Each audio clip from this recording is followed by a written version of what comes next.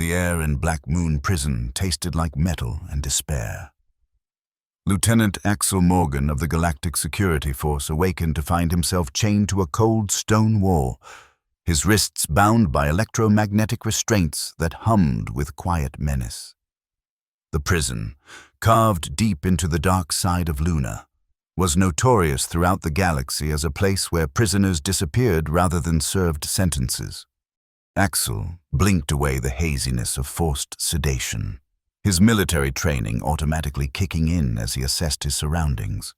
The cell was small, no more than 10 feet across, with walls of lunar basalt reinforced with carbon steel alloys.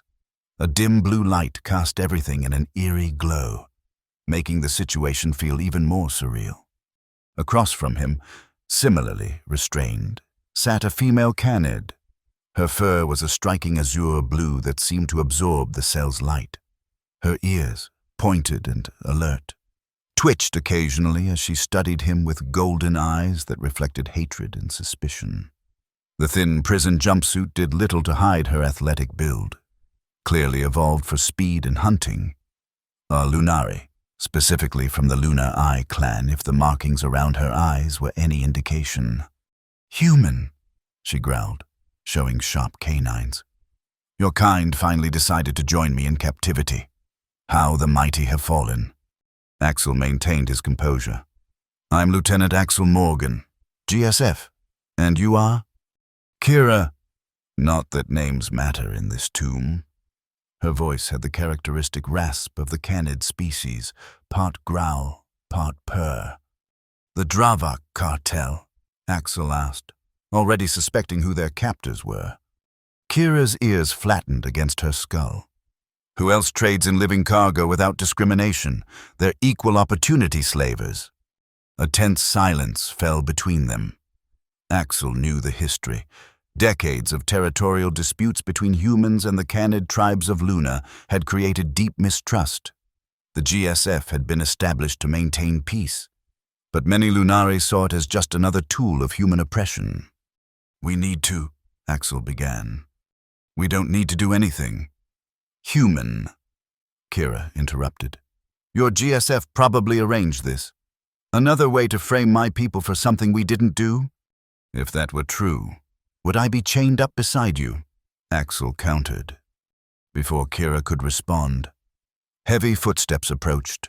They both fell silent as the cell door slid open with a hydraulic hiss. A Dravak guard, hulking and reptilian, entered with a shock baton casually held in one scaled hand. "Consciousness check complete," the guard muttered into a comm device. "Both specimens responsive." Axel noted the word specimens with growing unease. This wasn't a standard prisoner situation.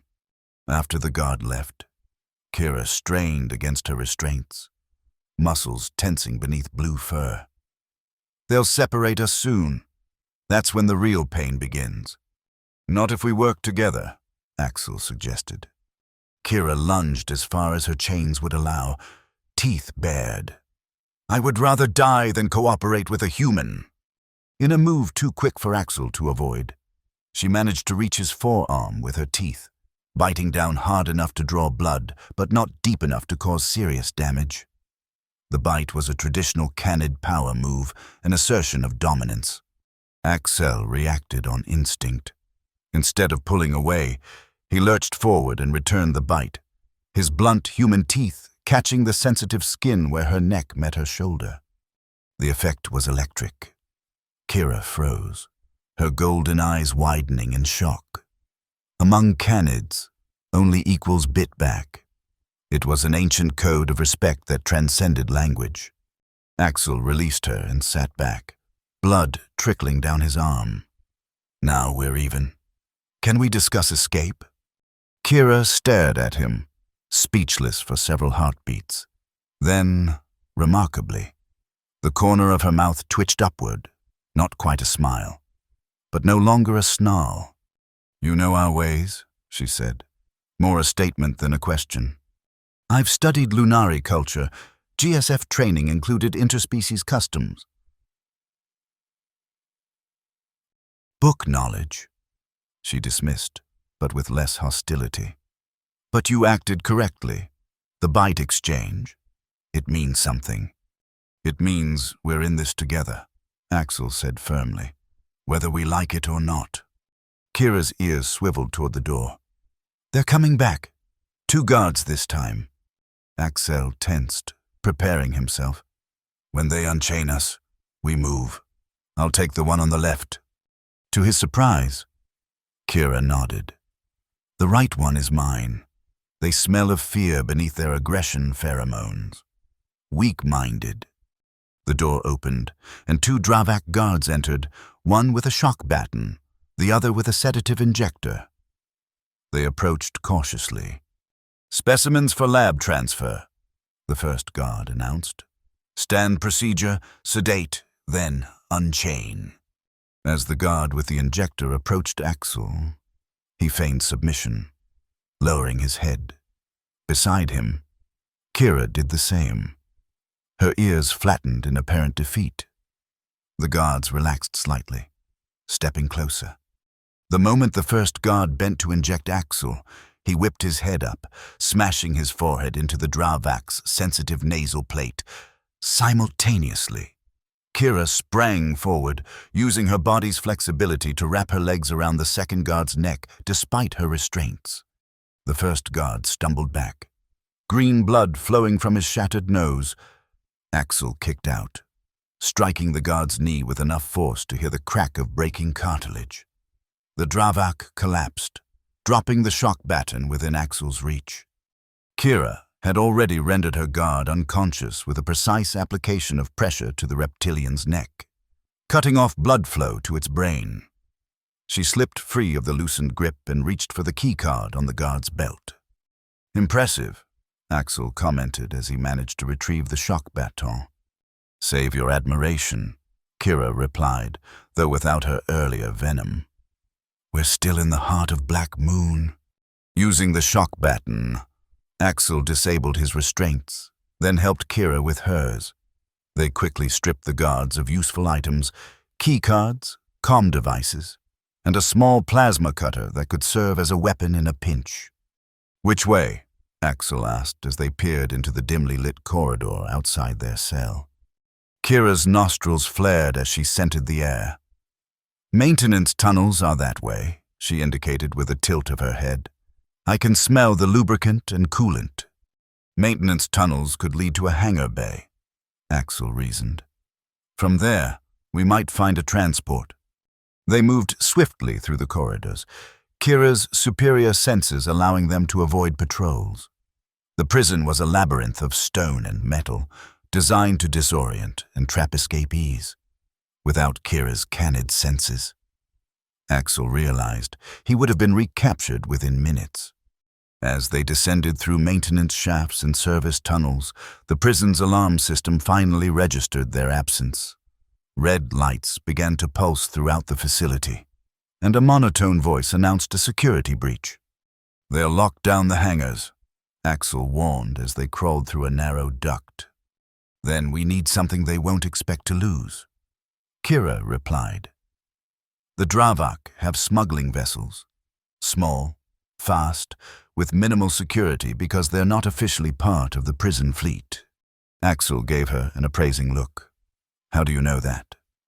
I've been here 3 weeks, she answered. I listen. I watch. I learn my enemy's patterns. They emerged into a lower level where the air was thick with the smell of fuel and machinery. Through a grated walkway, they could see a hangar below, smaller than the main bay, with just a few vessels docked. Dravak workers moved cargo containers from a nondescript shuttle to a sorting area. Contraband, Axel murmured. Probably heading for the black markets on Vega Station.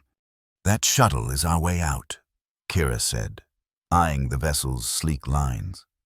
Small enough to fly through the asteroid fields if we need cover. They waited for a moment when the workers were focused on a particularly large container, then slipped down to the hangar floor using a maintenance ladder. Crouching behind cargo containers, they made their way toward the shuttle. A sudden shout indicated they'd been spotted. Axel spun around. Shock baton raised. As a Dravak worker reached for an alarm panel, Kira was faster, launching herself through the air in a graceful arc that ended with her boot connecting solidly with the worker's head. "Move!" she called to Axel as more shouts echoed through the hangar. They sprinted for the shuttle, dodging plasma fire from security personnel who had responded to the commotion. Axel slapped the entry panel with the stolen key card, and the shuttle's door slid open with agonizing slowness. Once inside, Axel headed straight for the pilot's seat while Kira secured the door. The controls were standard black market modifications of commercial systems, nothing he hadn't encountered before during GSF operations. "Can you fly this thing?" Kira asked, taking the co-pilot's seat. "Watch me," Axel replied, his fingers dancing across the startup sequence. The engines hummed to life, and he disengaged the docking clamps without waiting for proper clearance. The shuttle lurched forward, scraping against the hangar bay door that was already beginning to close. Alarms blared as they squeezed through the narrowing gap and burst into the darkness of lunar space. "They're scrambling pursuit vessels," Kira warned, reading the shuttle's basic sensor display. Axel banked hard, skimming the lunar surface to stay below orbital radar. "We need to reach the asteroid belt between Luna and Earth. It's our only chance to lose them before they can vector in GSF patrols. The GSF would shoot us down just as readily," Kira pointed out. "Maybe, but I'd rather take my chances explaining myself to them than returning to the Dravak." As they accelerated away from the dark side of the moon, the shuttle's sensors detected multiple vessels in pursuit. Axel pushed the engines beyond safe limits, causing the small craft to shudder under the strain. "There's a meteor shower predicted in this sector," Kira said, studying the navigational data. "If we time it right, we could use it as cover." Axel raised an eyebrow. "That's incredibly risky." "More risky than being recaptured by the Dravak." He conceded the point with a grim nod and adjusted their course toward the incoming meteor stream. The shuttle's shields weren't designed for this kind of punishment, but they had few options. As they entered the meteor stream, the viewport filled with streaking rocks and ice fragments. Axel's hands moved with precision over the controls, making micro-adjustments to their trajectory to avoid the larger debris while still maintaining their course toward the relative safety of the asteroid belt. A violent impact rocked the shuttle, sending Kira sprawling against the console. "Port stabilizers hit," she reported, reading the damage assessment. "We can compensate," Axel assured her, though his tone was less than confident. Another impact followed, this one setting off warning indicators across the control panel. "Pursuit vessels are breaking off," Kira announced with grim satisfaction. "Even the Dravak aren't crazy enough to follow us through this." They emerged from the meteor shower with a damaged shuttle but alive and, for the moment, free from pursuit. The asteroid belt loomed ahead, a chaotic field of tumbling rocks that offered both danger and sanctuary.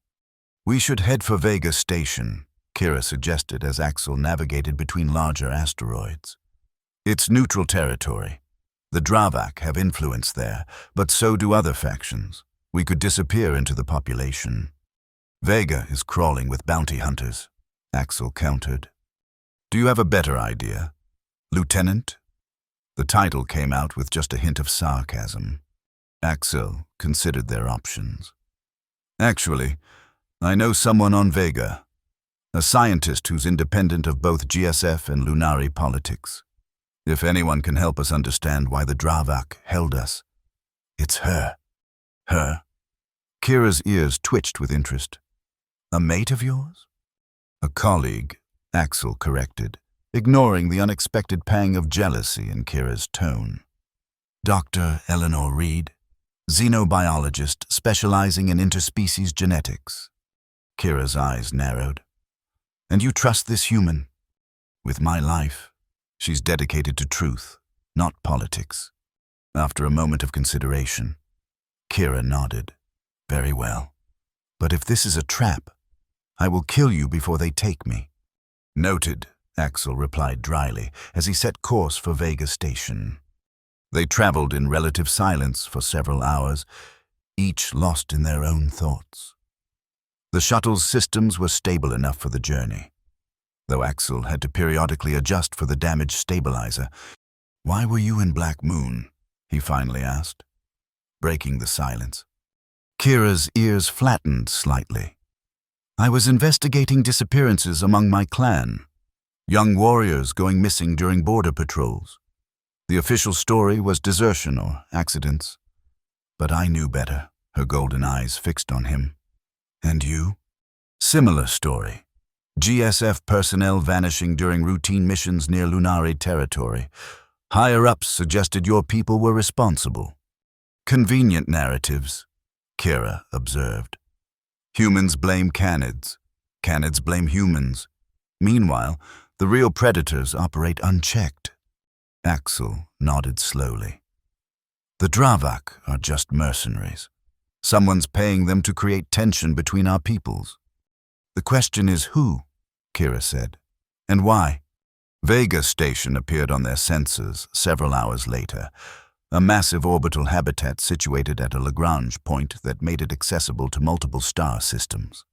Originally built as a research facility, it had evolved into a bustling hub of commerce, both legitimate and otherwise. They docked at a public bay, using the shuttle's smuggler compartments to hide until docking procedures were complete. With no official clearance, they would need to enter the station covertly. "We'll need disguises," Axel said, eyeing Kira's distinctive blue fur. "You're too recognizable as Lunar Eye Clan." Kira rummaged through storage compartments until she found a hooded cloak, likely used by the smugglers for their own clandestine activities. "This will have to do, and you need something to hide that military bearing. You practically scream GSF with every movement." Axel found a worn leather jacket and cargo pants that would help him blend in with the station's more disreputable population. "Dr. Reed's lab is in the science sector. It's more heavily monitored than the commercial areas. Then we avoid main corridors and use service tunnels," Kira suggested. "Most stations are built on the same basic template." They slipped into Vega Station through a maintenance hatch, bypassing the main security checkpoints. The station hummed with activity, its corridors filled with species from across the galaxy. Under normal circumstances, a human and a Canid traveling together might draw attention, but Vega's cosmopolitan atmosphere worked in their favor. Using Axel's knowledge of the station layout and Kira's acute senses to avoid security patrols, they made their way toward the science sector. The journey took them through bustling marketplaces, past crowded habitation units, and along the edges of manufacturing zones where robotic arms assembled components in rhythmic precision. As they approached the research laboratories, security measures intensified. Biometric scanners and armed guards protected the valuable intellectual property being developed within. "How do we get past that?" Kira whispered, eyeing the checkpoint ahead. Axel studied the pattern of researchers entering and leaving. "Dr. Reed usually works late. If we can contact her, she might help us enter." "And how do we contact her without using official channels that could be monitored?" Axel smiled slightly. "Old school." He approached a public terminal and, after ensuring no one was watching closely, accessed the science sector's directory. Instead of attempting to call Dr. Reed directly, he entered a series of codes into a message field, a private system they had developed years ago for sensitive communications. "Now we wait," he said, stepping away from the terminal. Less than 10 minutes later, a small maintenance door near the security checkpoint opened, and a slender woman with silver-streaked dark hair peered out. Her eyes widened slightly at the sight of Axel with a hooded Canid, but she quickly gestured for them to approach. "Quickly," Dr. Eleanor Reed whispered, ushering them through the door into a service corridor. Once the door closed behind them, she embraced Axel briefly. "You're supposed to be dead, Lieutenant." "Reports of my death were greatly exaggerated," Axel replied with a wry smile. Dr. Reed turned her attention to Kira, who had lowered her hood to reveal her striking blue fur and wary golden eyes. "Lunar Eye Clan. Fascinating. I've never had the opportunity to speak with one of your people directly." This isn't a research opportunity, Doctor, Kira growled softly. Of course not. Forgive my scientific curiosity. Dr. Reed led them through the service corridor to a private laboratory. This area isn't monitored. I disabled the cameras months ago when I began receiving concerning data. Once inside the lab, she secured the door and activated a signal jammer. Now we can speak freely. Axel, what happened? Your unit reported you were killed in an ambush in the Mar Crisium sector. Axel briefly explained their captivity and escape, with Kira adding details about the disappearances among her clan. Dr. Reed listened intently, her expression growing increasingly troubled. This confirms my suspicions, she said when they finished. For the past year, I've been analyzing genetic samples from various incidents involving humans and Lunari. The official reports claimed evidence of genetic warfare, each side accusing the other of developing biological weapons. She moved to a holographic display and activated a complex molecular model. However, my analysis showed something different. The genetic markers were artificially engineered. Yes, but not by humans or Lunari. The techniques are consistent with Vex collective methodology. The Vex? Axel frowned. They've maintained neutrality in galactic politics for decades. Officially, Dr. Reed agreed. But I believe they've been manipulating both sides, creating incidents to escalate tensions between humans and canids. To what end? Kira asked, studying the rotating molecular model with interest. Resources, most likely. Luna has the largest deposits of helium-3 in the solar system, essential for fusion reactors. If humans and Lunari exhaust themselves in conflict, the Vex could step in and claim the spoils. Axel finished. Dr. Reed nodded. And the Dravak are their mercenaries, creating incidents, capturing specimens for experimentation, and maintaining deniability for their Vex masters. We need proof, Kira said, her tail swishing with agitation. Something concrete to take to both our governments. I have this. Dr. Reed retrieved a small data chip from a hidden compartment in her desk. Complete genetic analyses, communication intercepts, financial transactions between Vex shell corporations and Dravak commanders. It's all here. That's enough to force an investigation, Axel said, reaching for the chip. Dr. Reed held it back.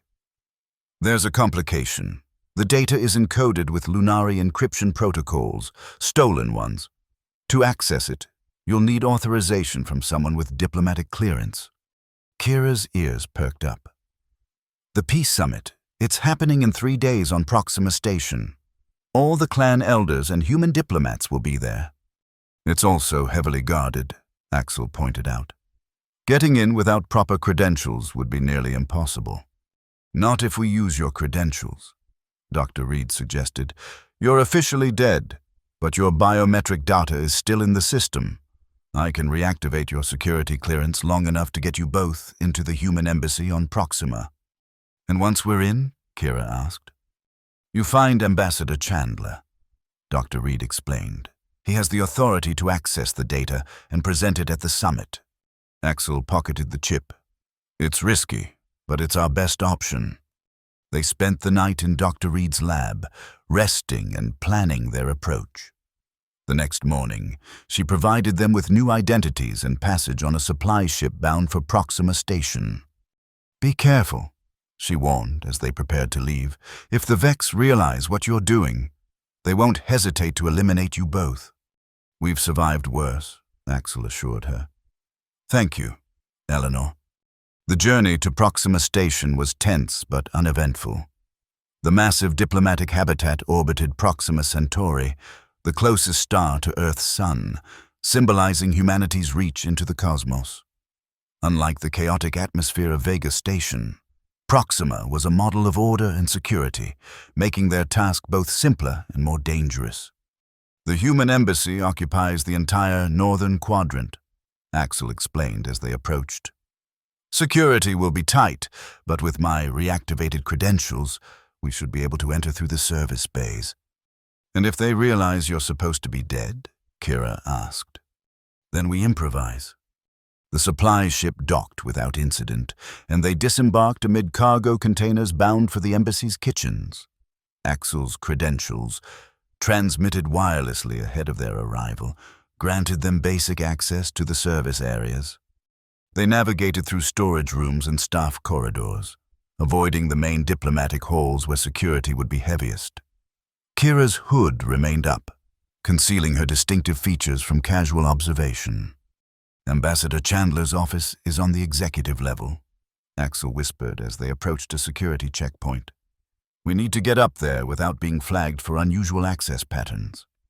Kira studied the embassy staff moving through the checkpoint. Those are diplomatic aides, she said, indicating a group of well-dressed humans carrying data tablets. If we could acquire their credentials. No, Axel said firmly. We're not hurting innocent people. I wasn't suggesting violence, Kira replied with a hint of amusement. Distraction and theft would suffice. Before they could develop this plan further, an alarm sounded. Not the piercing security breach warning they feared, but a softer tone indicating a scheduled event. Pre-summit reception, Axel realized, checking a public announcement display. All diplomatic staff are required to attend. That could empty the offices enough for us to move more freely. They waited until the checkpoint showed minimal activity, then approached with confidence. Axel presented his credentials, maintaining a casual demeanor despite his racing heart. The security officer scanned his ID chip without looking up. Purpose of visit, Lieutenant? Security assessment for the summit, Axel replied smoothly. And my associate is a Lunari cultural advisor. The officer glanced at Kira, who kept her head respectfully lowered. Clearance checks out. Proceed to level 5 for assignment. They passed through the checkpoint, both releasing subtle sighs of relief once they were beyond the officer's view. That was too easy, Kira murmured as they entered a lift. Don't complain about good luck, Axel responded, selecting the executive level. The upper floors of the embassy were notably emptier, with most staff attending the reception. They moved quickly through carpeted corridors adorned with artwork from Earth and human colonies, passing offices with names and titles displayed on elegant plaques. Ambassador Chandler, Axel said, stopping before a large office at the end of a hallway. The door was locked, but his security clearance granted access after a brief scan. Inside, the ambassador's office was spacious and tastefully decorated with artifacts from various diplomatic missions. A large desk dominated one end of the room, its surface neat and organized. We need to find a secure terminal, Axel said, moving toward the desk. Kira's ears suddenly pricked up beneath her hood. Someone's coming! They barely had time to position themselves beside the door before it opened, revealing a tall, distinguished man with silver hair and the bearing of someone accustomed to authority. Ambassador Chandler stopped short at the sight of them, his hand moving toward an emergency button on his wrist communicator. Ambassador, wait, Axel said quickly, stepping into the light. Lieutenant Axel Morgan, GSF, we need your help. Recognition flickered across the ambassador's face. Morgan, you're listed as killed in action. That was incorrect, sir. I was captured, along with members of the Lunar Eye clan. He gestured to Kira, who cautiously lowered her hood. The ambassador's eyes widened at the sight of her blue fur and golden eyes. A Lunari in the human embassy. His finger hovered over the alert button. Please, Ambassador, Axel continued urgently. We have evidence that both humans and Lunari are being manipulated by the Vex Collective. The conflict between our peoples is being engineered for their profit. That's a serious accusation, Lieutenant. We have proof, Kira said, stepping forward with dignity despite the ambassador's wary gaze. Data that can only be accessed with diplomatic authorization. Axel produced the chip Dr. Reed had given them. This contains everything: genetic analyses, communications, financial transactions, but it's locked with stolen Lunari encryption. Ambassador Chandler studied them both for a long moment. If what you're saying is true, why come to me? Why not go to your commanding officers? Because we don't know who to trust, Axel admitted. The corruption could reach high into both our governments. You have a reputation for integrity, sir, and the authority to present this evidence at the summit. After another tense pause, the ambassador nodded slowly. Very well. I'll examine your evidence. He took the chip and moved to his desk, inserting it into a secure terminal. The screen immediately filled with warning messages about unauthorized encryption, but the ambassador entered a series of override codes. Data began streaming across the display. Genetic sequences, intercepted communications, financial records tracing payments from Vex front companies to Dravak commanders. This is troubling, Ambassador Chandler said as he reviewed the information. If authenticated, it would fundamentally alter our understanding of the conflict with the Lunari. It will authenticate, Kira assured him. The genetic markers are distinctive. The ambassador was about to respond when his office door slid open again. Commander Hayes of the GSF strode in, flanked by security officers with weapons drawn. Ambassador, step away from them, Hayes ordered. Lieutenant Morgan is under arrest for desertion and suspected treason. Axel raised his hands slowly. Commander, this isn't what it looks like. It looks like a deserter and a Lunari spy infiltrating our embassy on the eve of peace talks. Hayes replied coldly. Security detected your credentials being used despite your listed status. Did you really think we wouldn't notice? Commander, Ambassador Chandler interjected. I believe you should review this data before taking action. Hayes glanced at the terminal display with dismissive impatience. Whatever story they've fed you, sir, it's designed to create confusion and disrupt the summit. I vouch for him, Kira said suddenly, stepping forward despite the weapons trained on her. By the honor of my clan, Lieutenant Morgan speaks truth. We have both been pawns in a larger game. The word of a Lunari means nothing here. Hayes dismissed. It means something to me, Ambassador Chandler said firmly. Commander, I'm invoking diplomatic privilege. These two are under my protection until I've fully reviewed their evidence. Hayes's expression hardened. With respect, Ambassador, security matters supersede diplomatic privilege during summit preparations.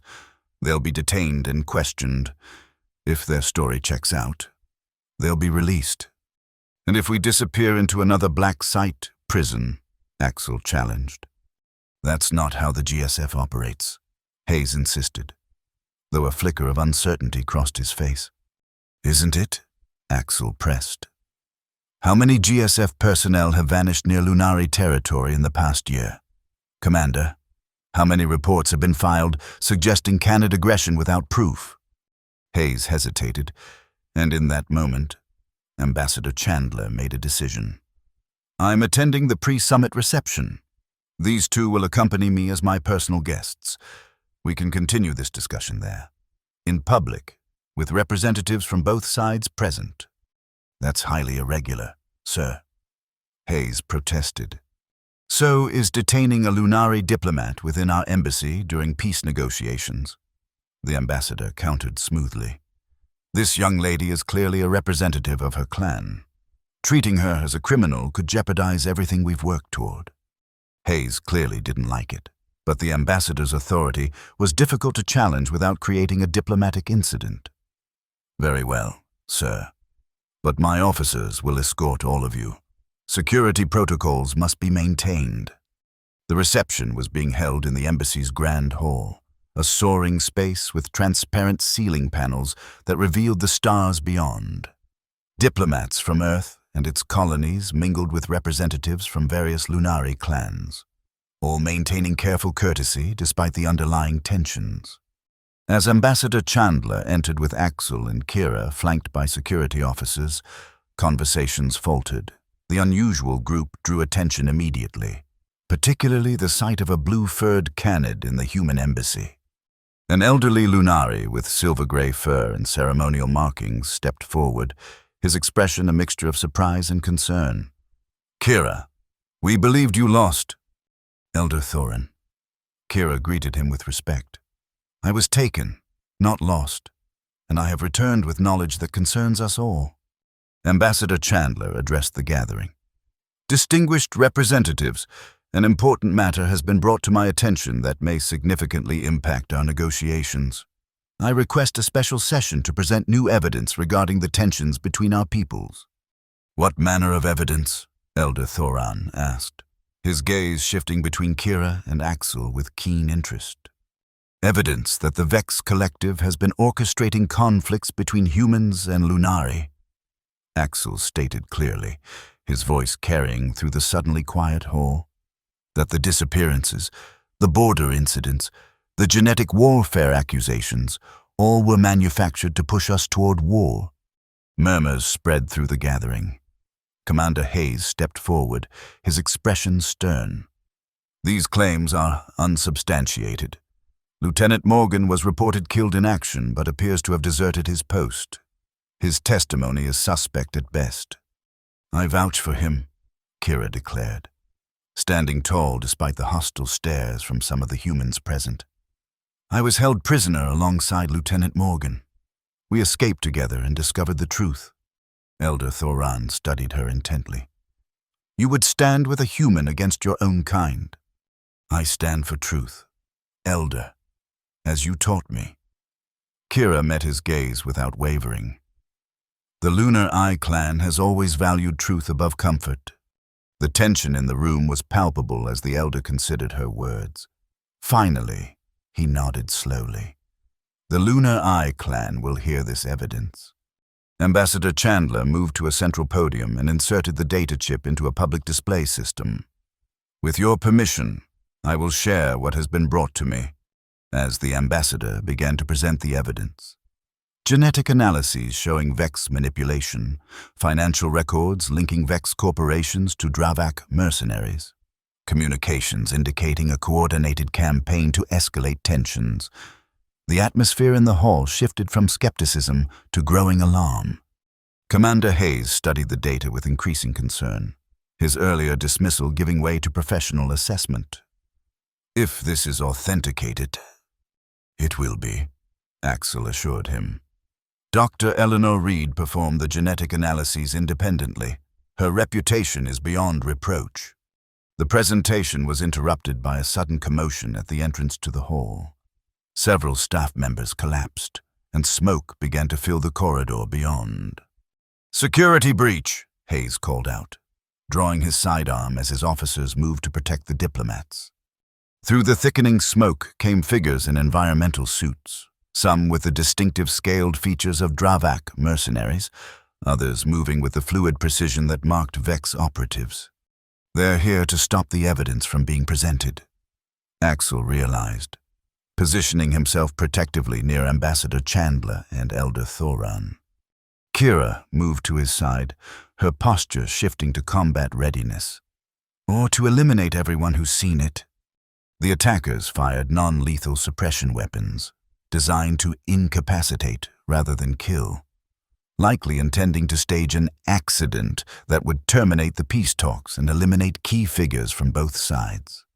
Security forces returned fire, but were clearly unprepared for the coordinated assault. Diplomats sought cover as energy pulses crackled through the air. "We need to reach the emergency protocols station," Hayes shouted to Axel over the chaos. "If we can lock down the section, we can trap them inside." Axel nodded, catching Kira's eye.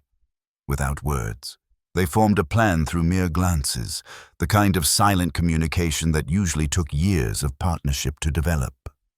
They moved in perfect synchronization, Axel providing covering fire with a weapon taken from a fallen security officer, while Kira used her canid agility to leap between positions, drawing enemy attention away from the diplomats. A Dravak mercenary charged toward Ambassador Chandler, who had remained by the evidence display, refusing to abandon the crucial data. Axel intercepted the attacker, grappling with the stronger reptilian opponent. They crashed into a refreshment table, sending crystal glasses shattering across the floor. The Dravak's clawed hand closed around Axel's throat, cutting off his air, his vision beginning to darken. Axel saw a blur of blue fur as Kira launched herself onto the mercenary's back. Her teeth sank into the sensitive junction of neck and shoulder, the same spot where Axel had bitten her during their first encounter. The Dravak roared in pain, releasing Axel to deal with the new threat. Axel gasped for breath, then drove his fist into the mercenary's midsection where the scales were thinnest, doubling the creature over. Across the room, Elder Thoron demonstrated that age had not diminished his combat skills. The elderly Lunari moved with surprising speed, using a ceremonial staff to disable a Vex operative who had targeted a group of human diplomats. Commander Hayes had reached the emergency station and initiated lockdown protocols. Metal barriers began to descend over the exits, trapping everyone inside, attackers and defenders alike. "We need to separate the diplomats from the attackers," Hayes called out. Axel spotted a service door near the podium. "This way," he shouted to the nearest group of representatives. "We can secure the auxiliary chamber." As diplomats hurried toward the indicated door, Kira and several Lunari warriors formed a defensive perimeter, working alongside human security officers with a coordination that would have been unthinkable days earlier. A Vex operative, recognizing the threat posed by the unusual alliance, targeted the data display. Axel saw the movement and dove toward the console, shielding it with his body as energy pulses struck nearby. Fragments of shattered panel cut into his skin, but the core systems remained intact, continuing to display the damning evidence for all to see. The battle lasted less than 10 minutes, though it seemed far longer to those involved. When it ended, the attackers lay subdued or unconscious, with no fatalities on either side, a testament to the non-lethal nature of the weapons used. Ambassador Chandler surveyed the damaged hull, then turned to Elder Thoron. "I believe this confirms the evidence we were reviewing." The Lunari elder nodded gravely. "Indeed. The Vex would not risk such an overt attack unless they were desperate to prevent this alliance." Commander Hayes approached Axel, who was being treated for his injuries by a medical officer. "It seems I owe you an apology, Lieutenant." "Just doing my duty, sir," Axel replied, wincing as antiseptic was applied to his wounds. "Above and beyond," Hayes corrected. "Your actions today may have prevented a war." Kira joined them, a bandage visible on her shoulder where a glancing shot had caught her. "What happens now?" she asked, her golden eyes moving between the human officers and her own elder. "Now," Ambassador Chandler said, joining their group, "we expedite the peace talks with this evidence and the attempted attack. There can be no doubt that our peoples have been manipulated against each other." "And the Vex?" Axel asked. "Will face sanctions from both our governments," Elder Thoron assured him. "Their neutrality is forfeit after this treachery." The peace summit proceeded with unexpected speed and unity of purpose. With the Vex plot exposed, many of the long-standing grievances between humans and Lunari were seen in a new light, not as deliberate provocations, but as manufactured incidents designed to sow discord. Within days, a preliminary alliance was formed between Earth and the Lunari clans, focused initially on joint security operations to counter Vex and Dravak influence. Ambassador Chandler and Elder Thoron led the negotiations, with Commander Hayes providing military expertise. Axel and Kira were hailed as heroes by both sides, though neither was entirely comfortable with the attention. They had acted out of necessity and survival instinct, not a desire for recognition. 6 months later, they stood together on the observation deck of New Harmony, the first joint human-Lunari colony established on a terraformed moon orbiting a gas giant in the Proxima Centauri system. Below them, buildings rose from the reddish soil, a blend of human and Lunari architectural styles that somehow created a harmonious whole greater than its parts. "Did you ever imagine this?"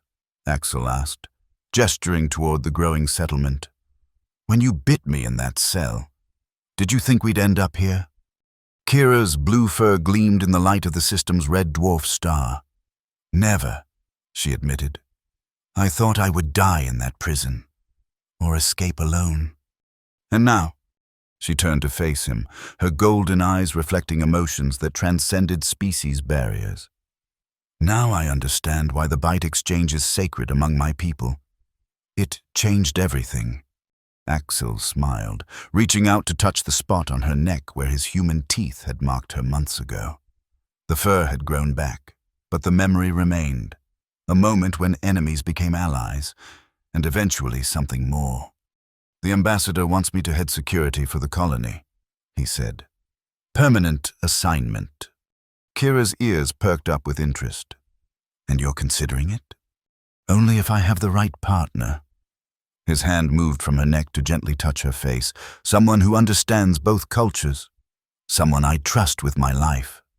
That would be unprecedented, she murmured, though she leaned into his touch. A human and a Lunari, working together officially. We've been breaking precedents since we met, Axel pointed out. Why stop now? The twin moons of the gas giant rose on the horizon, one pale blue, one sandy gold, colors that mirrored their eyes. Kira studied them for a moment, then made her decision. Yes, she said simply. Partners, as they sealed their agreement with an embrace that bridged worlds. The settlement of New Harmony continued to grow below them, a living symbol of what could be achieved when ancient enemies recognized the truth in each other. The bite that had begun as an assertion of dominance had transformed into something neither could have imagined. A bond stronger than steel, a partnership forged in adversity, and a love that defied the boundaries of species. In finding each other, they had helped their peoples find a new path forward, one built not on suspicion and hatred, but on understanding and respect. And somewhere in the vast darkness of space, the architects of the failed conspiracy watched with dismay as their carefully laid plans crumbled beneath the unexpected power of two individuals who had chosen to bite back against manipulation and fear.